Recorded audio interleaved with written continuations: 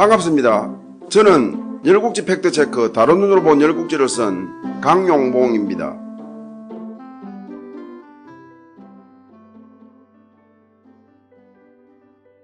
이번 회차에서는 열국지 팩트체크 다른 눈으로 본 열국지 제3장 기다림 그리고 기다림의 끝 제1절 짧고 굵게 진문공 1. 쓸쓸한 대장 중 제황공의 죽음에 대하여 살펴보겠습니다. 저는 오늘 살펴볼 열패결국지에 글을 쓰기 위하여 사기, 춘추좌전, 서론 등의 문헌을 인용했는데요. 그 상세 내역은 자막으로 나가는 바이니 참고하시기 바랍니다. 제황공은 포수가의 건의와 관중의 유언을 따르기 위하여 수초, 여가, 개방을 쫓아냈습니다. 그 후 제황공은 수족과 혀를 잃은 양 활기를 잃고 우울하게 지냈습니다. 장위희는 제황공이 활기를 잃은 것은 제황공의 심기를 미리 읽고 시중들던 수초 등의 시중을 받지 못하는 것에 기인한다고 판단, 제황공에게 눈치를 보지 말고 필요하면 수초 등을 쓰라고 권하였습니다. 장위희 입장에서도 수초 등은 최측근이었기 때문에 제황공이 필요로 하는 것 이상으로 그들의 조력이 필요했기 때문이었죠. 사실 제황공도 셋을 다시 쓰고 싶었으나 쫓아낸 지가 얼마 되지도 않은 데다가 포수가에게 확약한 터여서 꾹 참고 있었습니다. 그러다가 장위희가 용기를 북돋우자 이에 힘을 얻어 입맛이 없다는 핑계를 대며 여가를 다시 불러들여 요리를 맡겼습니다. 제황공은 임금이 되어 이 정도도 마음대로 못한다면 어찌 임금이겠나 싶었죠. 이에 포수관은 관중의 유언을 상기시키며 여가를 멀리할 것을 청했으나 제황공은 여가 등 셋은 나라의 유해한 자들은 아니다. 어찌 그들에게 장점이 없겠느냐라며 오히려 개방과 수초까지 복직시켰습니다. 포수관은 셋이 복직된 후 수차 그들을 멀리하라고 간했으나 자신의 의견이 무시되자 얼마 지나지 않아 우라병으로 죽고 말았습니다. 설원 조년에서는 포수관은 70여 마디의 말로 제황공을 설득하여 제황공이 관중에게 복수하려는 마음을 접고 관중에게 정권을 맡기게 만들었고, 제황공이 아무 일도 하지 않았는데도 제후들이 조인하게 했으며 실패한 관중이 제황공에게 두려움을 갖지 않도록 관중을 설득했다며 포수가의 공을 높이 평가하고 있습니다. 이후 여가, 수초, 개방은 노약하고 판단력이 흐려진 제황공을 속이고 때로는 거짓 보고하며 권력을 전단하였습니다. 이 셋에게 잘 보인 자들은 승진하거나 부귀를 누렸고 셋에게 믿게 보이거나 찍힌 자들은 죽임을 당하거나 쫓겨났습니다. 제나라는 이들 셋이 쥐락펴락하였습니다. 제황공에게는 왕실 여자 왕희, 서나라 여자 서희, 채나라 여자 채희가 정실 또는 계실로 있었으나 이들 모두 아들이 없었습니다. 왕희와 서희는 일찍 죽었고 채희는 지난 제48회차에서 살펴본 바와 같이 기원전 657년의 뱃놀이 사건으로 채나라로 쫓겨나섰습니다.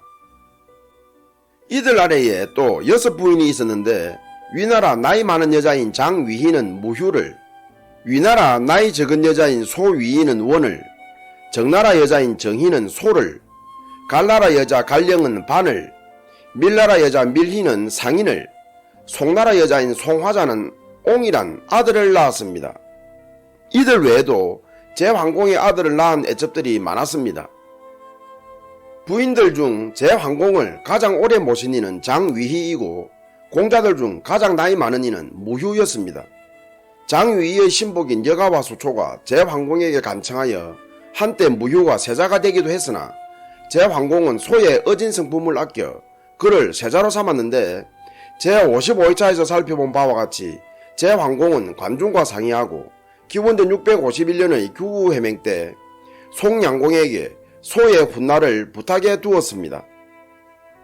송화자의 아들 옹은 미천한 자기 신분을 자각하고 공자 신분에 만족했을 뿐 갈령의 아들 반은 개방의 후원 속에 밀리의 아들 상인은 생모 밀리가 제황공의 총애를 받는 것을 배경삼아 세자 자리를 노리는 등 장위의 아들 무휴, 소위의 아들 원, 세자소 등 5 공자들은 각기 당을 만들어 세자 자리를 두고 은연중에 심하게 경쟁하고 있었습니다.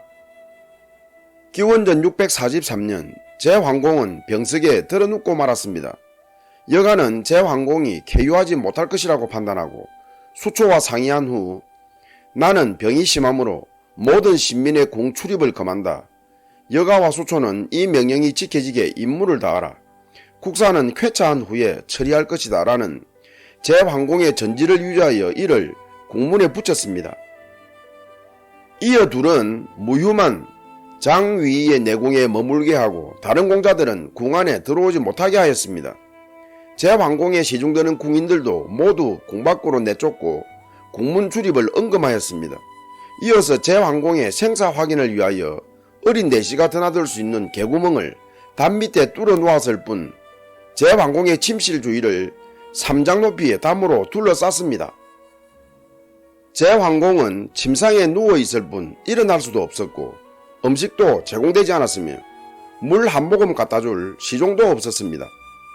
제황공은 이렇게 외부와 철저히 차단된 채 제위 43년 10월 즉 기원전 643년 10월에 나이 73세로 쓸쓸히 죽었습니다. 약 40년간 중원을 호령한 패자치고는 참으로 비참한 최후였습니다. 이렇게 쓸쓸한 제황공의 최후는 아나아란 여인이 함께했는데요. 아나아는 제황공이 그렇게 총애하지 않은 첩이었습니다. 비록 제황공의 총애는 받지 못했지만 아나아는 제황공이 유폐당한 것을 안타깝게 여기고 철동같은 감시와 장벽 속에서도 3장 높이의 담을 넘어 들어가서 제황공의 마지막을 지켜보고 그녀도 밖으로 나오지 못하고 제황공 시신 곁에서 함께 죽었습니다.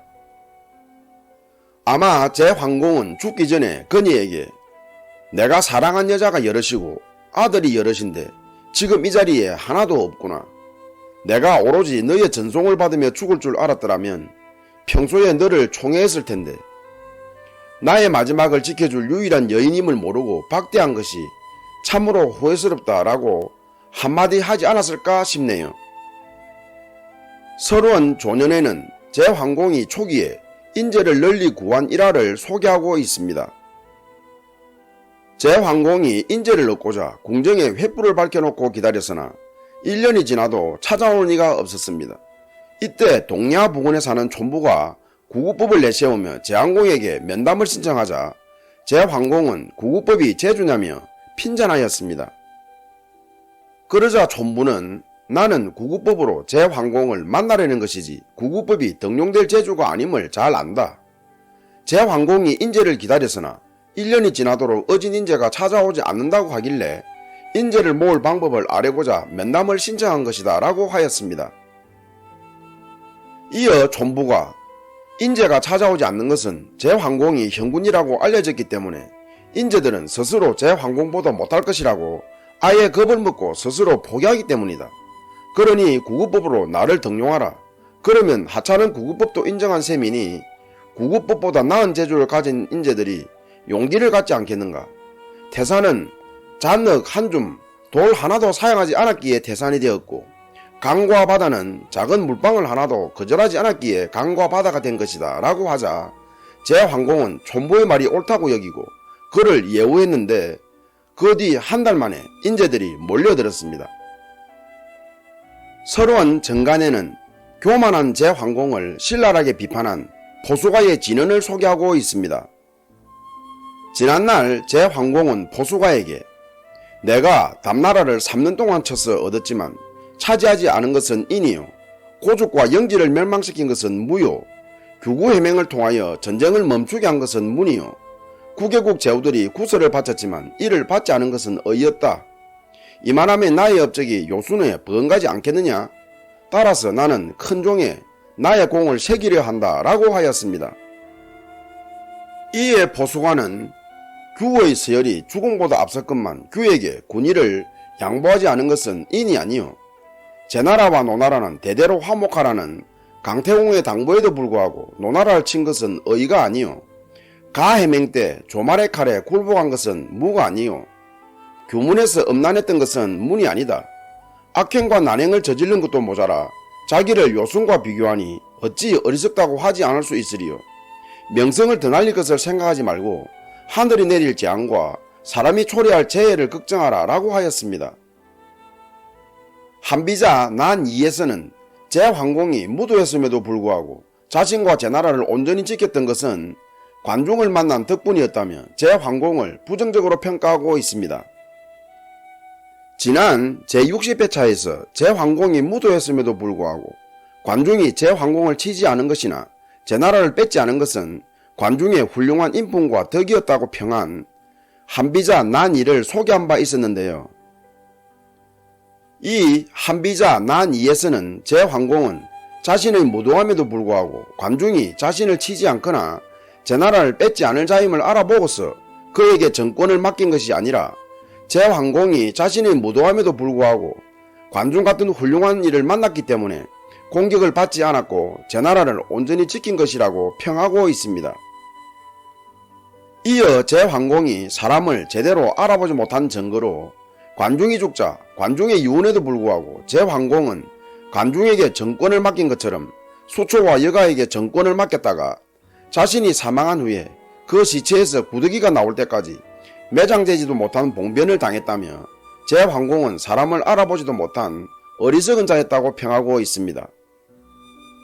서론 조년에는 제황공과 관련하여 제황공은 형 규를 죽이고 즉위했으니 인의가 있다고 할 수 없고 부인들을 수레에 태우고 도성을 달렸으니 공손하고 검소하다고 할 수 없으며 규문안의 여자들과 음행했으니 청결하다고 할 수 없다.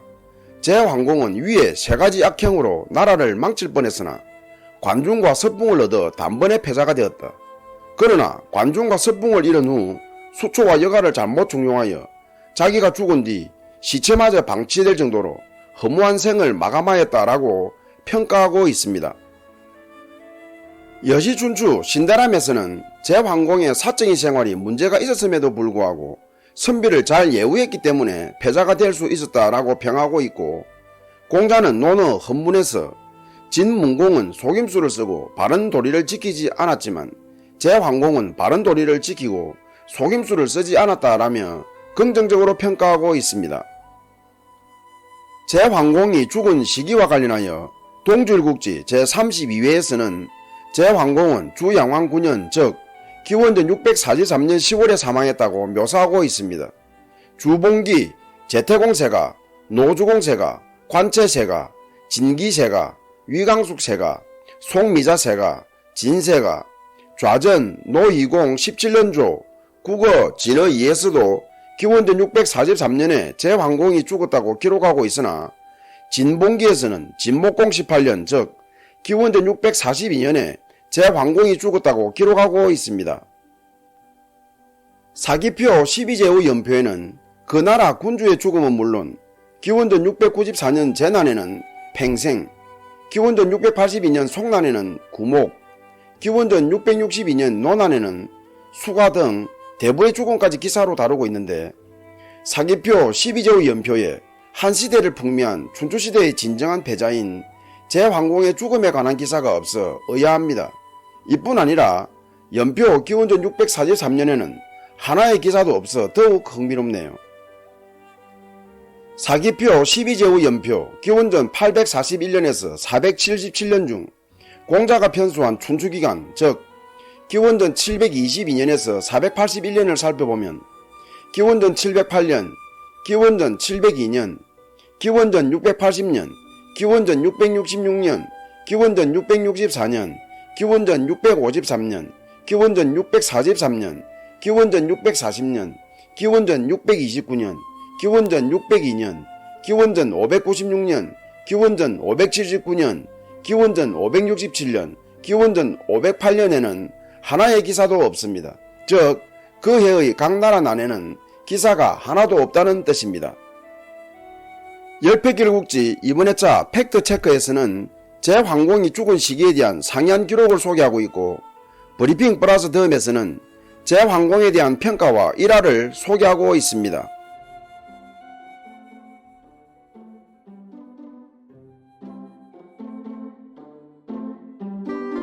옛날 페르시아 왕국의 한 신하는 자기 왕이 중병에 걸려 사자의 젖을 먹지 못하면 죽는다는 말에 자청하여 사자의 젖을 구하러 사자굴로 갔습니다. 그러고는 갖은 고생 끝에 어렵게 사자의 젖을 얻었습니다. 이에 신하가 왕성으로 돌아오는 길에 꿈을 꾸었는데 그 꿈에서 자기 몸의 각 기관들이 사자의 젖을 얻은 것을 두고 서로 자기 공이라고 다투었습니다. 먼저 발이 나서서 내가 아니었으면 사자가 있는 곳까지 어찌 갔겠냐, 사자의 젖을 얻은 것은 다 나의 공이다 라고 했고, 이어 손이 나서서 사자골까지 가면 뭐하냐, 내가 없었다면 사자의 젖을 어찌 짰겠냐, 다 나의 공이다 라고 했으며, 이어 심장이 나서서 너희들은 한낱 손발에 지나지 않는다, 내가 없었다면 어찌 이런 계획을 생각하고 추진할 수 있었겠냐 라고 했고, 이번에는 혀가 나서서 다들 말이 많구나, 내가 없었다면 너희들은 아무 쓸모가 없다 라고 하였습니다. 혀의 말에 대하여 몸의 각 기관들이 혀를 보고 뼈도 없고 항상 어두운 입속에 숨어 있으면서 내가 뭘 했다는 거냐, 참으로 우습다 라며 조롱하였습니다. 그러자 혀는 그래? 내 말을 못 믿겠다 이거냐? 그럼 내가 증명해 보이겠다. 원하지는 않지만 위험이 따를 텐데 이는 나의 말을 믿지 않은 너희들이 전적으로 감당해야 할 몫이다 라며 의미심장한 말을 하였습니다. 이후 신하는 잠에서 깨어 왕성에 돌아가서는 왕에게 이것은 개의 젖입니다 라며 갖고 간 것을 바쳤습니다. 왕은 노발대발하며 신하를 처형하라고 하였습니다. 신하가 형장으로 끌려나가자 그의 몸 각 기관들은 크게 놀라 벌벌 떨었습니다. 이때 혀가 나서서 다들 잘 보고 잘 들었냐? 내가 어떤 존재인지 이제는 알겠냐? 늦었지만 지금이라도 나의 존재를 인정한다면 내가 목숨은 살려주마 라고 하였습니다. 이에 몸의 각 기관들은 혀가 최고라며 어떻든 살려달라고 하였습니다. 이에 혀는 사형집행관에게 왕에게 할 말이 있다, 그 말을 한 뒤에 형을 집행에도 넣지 않을 것이니 나를 왕에게 다시 데려가 달라 라고 하여 신하는 다시 왕 앞에 갔습니다. 그러고는 왕에게 내가 말실수를 했을 뿐이다, 이것은 개의 젖이 아니라 사자의 젖이다 라고 하였습니다. 이에 왕이 의사에게 신하가 갖고 온 것을 조사하게 하여 의사로부터 사자의 젖임을 보고받고 왕은 사자의 젖을 마신 후 병세가 호전되었습니다. 신하는 큰 상을 받았고 혀는 몸의 각 기관들로부터 추앙을 받았습니다. 끝까지 시청해주셔서 감사합니다. 다음 회차에서 뵙겠습니다.